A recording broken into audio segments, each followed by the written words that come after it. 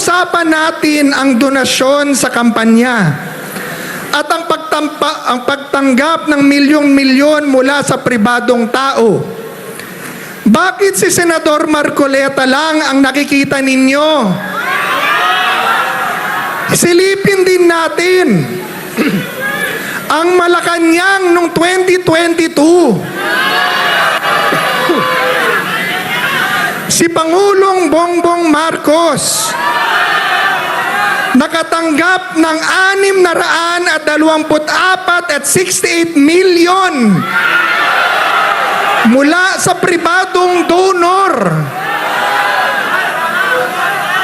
At sino ang mga nag-donate?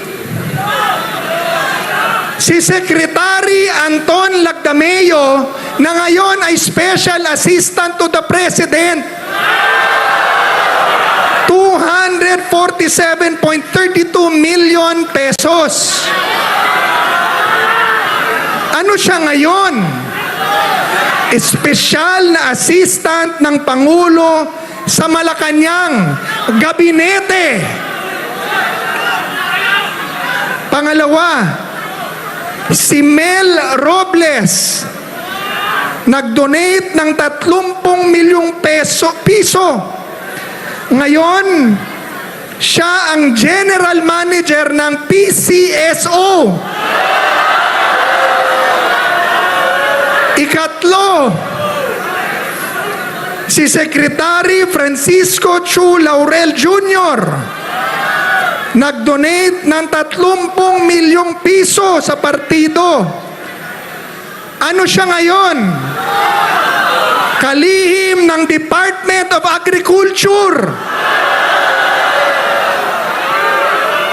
Tanong, bakit kapag kaalyado ng palasyo ang tumanggap ng daan-daang milyong pisong pribadong pera mula sa mga negosyante, na kalaunan ay binibiyayaan ng matataas na posisyon sa gobyerno, tinatawag ninyong legal at hayag at malinis na donasyon?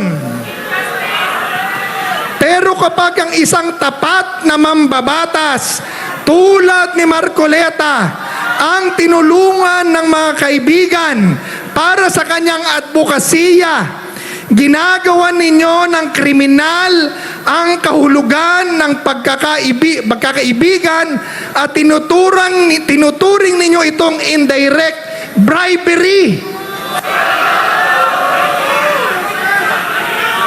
Ito po ang mukha ng hustisya sa ilalim ng administrasyong ito.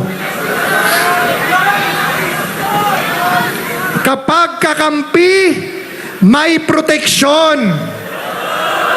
Pag kritiko, hinahanapan ng butas para makasuhan ng plunder.